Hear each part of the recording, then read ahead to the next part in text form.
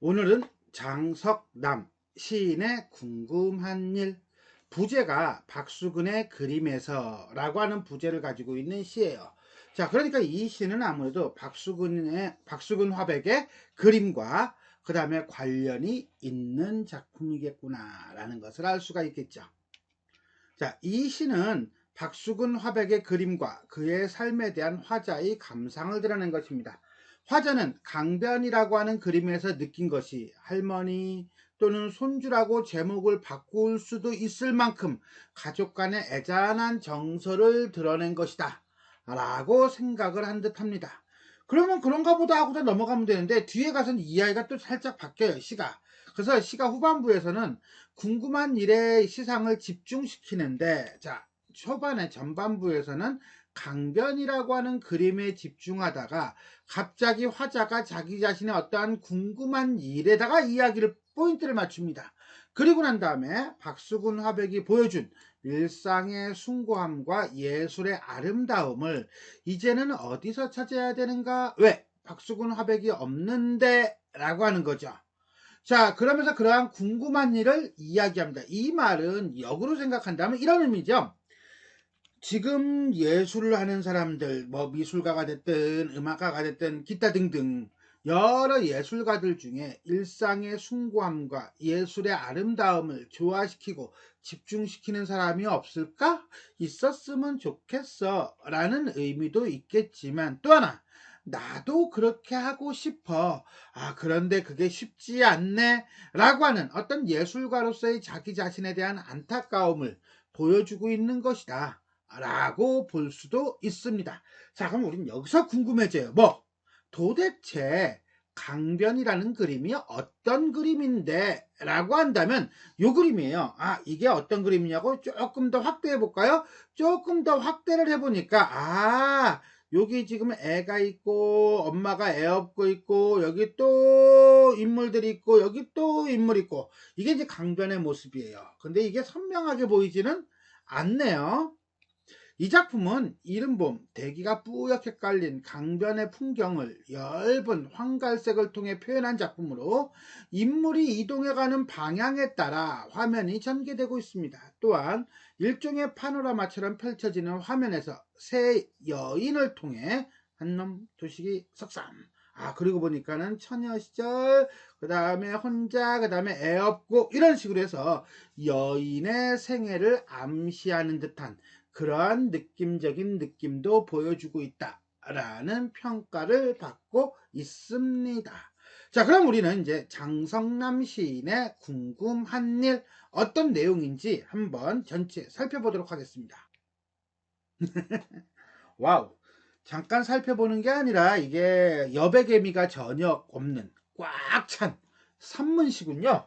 자, 숨 막혀. 갑자기 숨이 꽉 막히는 게 좀 전에 봤던 그림의 그 뿌연 안개 속에 있는 듯한 그런 느낌적인 느낌도 있네요. 자, 어떤 내용인지 한번 천천히 읽어볼까요? 인쇄한 박수근 화백의 그림을 하나 사다가 걸어놓고는 물끄러미 그걸 치여다보면서 나는 그 그림의 제목을 여러 가지로 바꾸어 보곤 하는데 원래 제목인 강변도 좋지만은 할머니라든가 손주라는 그 제목을 붙여보아도 가슴이 알랄한 것이 오는 게 여간 좋은 게 아닙니다. 자, 여기까지가 한 문장이네요. 그죠? 그러다가는 나도 모르게 한 가지 장면이 떠오릅니다. 그가 술을 드시러 저녁 무렵 외출할 때에는 마당에 널린 빨래를 걷어다 개어놓곤 했다는 것입니다. 그 빨래를 개는 손이 참 커다랬다는 이야기는 참으로 장엄하기까지 한 것이어서 성자의 그것처럼 느껴지기도 합니다. 그는 멋쟁이이긴 멋쟁이였던 모양입니다. 그러나 또한 참으로 궁금한 것은 그 커다란 손등 위에서와 같이 꼼지락거렸을 햇볕들이며 그가 죽은 후에 그를 쫓아갔는가 아니면 이승에 남아서 어느 그러한 장엄한 손길 위에 다시 떠 있는가 하는 것입니다. 그가 마른 빨래를 개며 들었을지 모르는 삐국새 같은 뻐국새 소리 같은 것들은 다 어떻게 되었을까? 뜬금없이 삐국새. 내가 궁금한 일들은 그러한 궁금한 일들입니다. 그가 가지고 갔을 가난이며 그리움 같은 것은 다 무엇이 되어 오는지, 저녁이 되어 오는지, 가을이 되었는지 궁금한 일들은 다 슬픈 일입니다. 자, 1년은 내용을 이해하기가 조금 더 쉬웠던 것 같아요. 근데 2년은 궁금하다는 것이 계속 반복되면서 이게 뭘 의미하는 건지 딱 와닿지가 않는, 이게 대략은 알겠는데 그런 내용인데 뭔지 구체적으로 모르는 게 아니라, 솔직히 말한다면 이게 도대체 뭔 얘기를 하고 싶은 거지? 뭘 얘기하고자 하는 거지? 라고 궁금증이 진짜 갖게 되는, 딱 와닿지 않는 그런 느낌이네요. 그러니까 1년은 내용은 이해가 돼. 근데 2년은 내용, 무엇을 얘기하려고 하는 건지 그거조차도 잘 이해가 안 돼. 그런 점에서 본다면 2년은 우리가 이따 설명할 때 조금 천천히 하나하나 따져가면서 봐야 될 것 같은 그런 느낌입니다. 자, 그럼 우리가 한행 한 구절 한 구절 살펴보도록 하겠습니다. 인쇄한 박수근 화백의 그림을 하나 사다가 걸어놓고는 이라고 했는데, 여기서 우리가 이제 인쇄한 박수근 화백의 그림이니까 프린팅 된 거죠, 그죠? 프린팅 된 거, 그러니까 진본이 아니라 인쇄본이라고 보시면 될 거예요. 그걸 걸어놓고는 그것을 쳐다보면서 라고 하는 거 보니까 이게 지금 어떤 시적 상황을 제시해주고 있는 거네요. 나가 누구겠어요? 화자겠죠. 그 그림의 제목을 여러 가지로 바꾸어 보곤 한다는 건, 진짜 제목을 바꾼다기보다는 그림을 통해서 화가가 지금 얘기하고자 하는 게 뭐지? 강변? 그래, 강변, 그럴 수 있겠네. 근데 강변도 강변이지만 할머니라고 하는 것도 괜찮을 것 같은데? 라고 생각을 한다는 거예요. 즉, 그림을 통해서 보여주고자 하는 것이 무엇이지? 화가가 그림을 통해서 보여주려고 했던 거, 주제로 삼으려고 했던 게 무엇이었을까? 이걸 이러한 각도에서 저러한 각도에서 생각을 해보는데, 이렇게 되죠. 원래 제목인 강변도 좋지만은 할머니라든가 손주라는 제목으로 붙여도 괜찮을 것 같대요. 자, 그렇다면 이 할머니라든가 손주, 강변이라고 하는 어떤 공간적 배경을 제목으로 하는 것보다는 할머니, 손주가 조금 더 정감 있죠. 친근감 있죠. 그리고 보니까 이 할머니나 손주 같은 것은 박수근의 그림에 자주 나오는 그런 소재들이라고 보시면 되겠고요. 어떤 가족적인 측면도 다루고 있다라고 볼 수 있을 것 같아요. 아무튼 간에 화자는 그럽니다. 가슴이 알랄한 것이, 알랄하다? 약간 아린 느낌이 있는 것이 여간 좋은 게 아닙니다. 차라리 할머니라든가 손주가 훨씬 더 나은 것 같습니다. 습니다라고 하는 거죠. 자, 이런 습니다를 통해서 일종의 친근감을 보여주면서 이런 자신이 제목을 바꿔보는 행위에 대해서 만족감을 보여주고 있는, 그러다가는 나도 모르게 한 가지 장면이 떠오릅니다. 뜬금없이 삼천포로 딴 생각으로 휙 넘어가는 거야. 박수근 화백과 관련된 어떤 에피소드죠. 누가 박수근 화백이 술을 드시러 저녁 무렵 외출할 때에는 마당에 널린 빨래를 걷어다 개어놓곤 했다는 것입니다. 그러니까 간접인용이죠. 간접인용이니까 화자가 직접 본 거는 아니에요. 전해 들은 거죠. 그런데 여기서 우리는 전해 들었다는 게 중요한 게 아니라, 이 박수근 화백은 술을 드시러 저녁 무렵에 나가더라도 나가기 전에 일단 빨래부터 걷어놔야지 해가지고 걷어가지고 다 개어놓곤 했다는 거예요. 어떤 일상적인 삶 자체가 상당히 가정적인 모습이라는 거죠. 인간적인 모습이라는 거예요. 그래서 그런가요? 그 빨래 개는 손이 참 커다랗다는 이야기는, 참 인간적이었다는 이야기는 참으로 장엄한 것까지 한 것이어서 성자의 마음씨처럼 느껴지기도 했다는 것이었던 것입니다. 그는 멋쟁이이긴 멋쟁이였던 모양입니다. 자, 여기서 우리는 장엄이라든가 성자라든가 멋쟁이라고 하는 것은 박수근 화백을 바라보는 화자의 태도죠. 어떤 태도야? 그렇지, 예찬적 태도죠. 자, 그러면서 일상적이고 서민적인 행위에 대한 위대함, 누구의? 박수근 화백의, 이렇게 되는 거죠. 자, 그러니까 박수근 화백은 그림도 잘 그리고 명품이었지만 그의 삶 또한, 일상적 삶 또한 또 긍정적이고 위대했다는 거죠. 자, 이게 일행이에요. 하나의 연이 하나의 행을 이루고 있거든요. 이 일행에서는 박수근 그림을 감상하면서 그와 관련한 일화를 떠올리고 있습니다. 이제 두 번째 행으로 갑시다. 두 번째 연. 그러나 이야기가 뒤집어지나요? 시상의 전환이죠. 또한 참으로 궁금한 것은 누가? 박수근 화백이? 아니죠. 내가 참으로 궁금한 것은 하면서 시상이 바뀌고 있는 거죠. 그러면서 화자의 궁금증을 제시하네요. 여기서부터 우리는 천천히 읽어야 할 것 같아. 그죠? 도대체 무엇이 궁금한 건지 여기다 이렇게 동그라미 땡 쳐놓고 퀘스천 마크를 딱 해놓읍시다. 됐어요, 여기까지? 그 커다란 손등, 이 커다란 손등이라고 하는 거는 박수근 화백의 인간적인 면이에요. 에서 같이 꼼지락거렸을 햇볕들이며, 자, 여기서 꼼지락거렸을 햇볕들이라고 했는데, 꼼지락거렸다라고 하는 건 시각적 심상을 보여주면서 또 햇볕을 유한한 존재라고 이렇게 표현했어요. 왜? 그건 뒤로 가야 돼. 그가 죽은 후에 그를 쫓아갔든가. 햇볕들이 그를 쫓아갔다는 것은 저승으로 갔다는 거죠. 사라졌다는 거야. 그러니까 이 햇볕들은 유한한 존재이며 박수근 화백과 함께하는 존재. 이렇게 보시면 될 거예요. 근데 이게 진짜 그런 거야? 햇볕들이 사라졌어? 그럼 깜깜해졌어? 그건 아니잖아. 햇볕이라는 무생물을 꼼지락거리다라는 생명력이 있는 존재로 화류법을 쓰면서 화자가 상상하고 있는 거죠. 햇볕들이 사라져? 그가 죽은 후에 사라졌는가? 아니면 이승에 남아서, 그렇지, 이승에 남았겠지. 그러니까 우리가 이 환한 햇볕을 보고 있지. 어느 그러한 어떠한 이 그러한은 뭐야? 그렇지. 이 박수근의 커다란 손등과 같은 또는 박수근과 같은 장엄한 손길. 근데 이 장엄한 손길은 박수근의 손길이야? 아니죠. 이거는 박수근과 같은 인간적인 면모를 지니고 있는 다른 사람이 되겠죠. 박수근과 같은 인간적인 면모를 지니고 있는 훌륭한 다른 사람, 다른 예술가의 손길 위에 다시 떠 있는가 하는 것입니다. 그게 내가 궁금한 겁니다. 이 궁금하다는 건 뭐야? 그렇죠. 햇볕들이죠. 이 햇볕들은, 자연들은 박수근이 죽고 난 다음에 같이 사라졌을까? 아니면 다른 예술가의 손길이 있을까? 다른 예술가의 손길이 있다는 것은 결국 이러한 사람이 또 있다는 얘기가 되겠네요.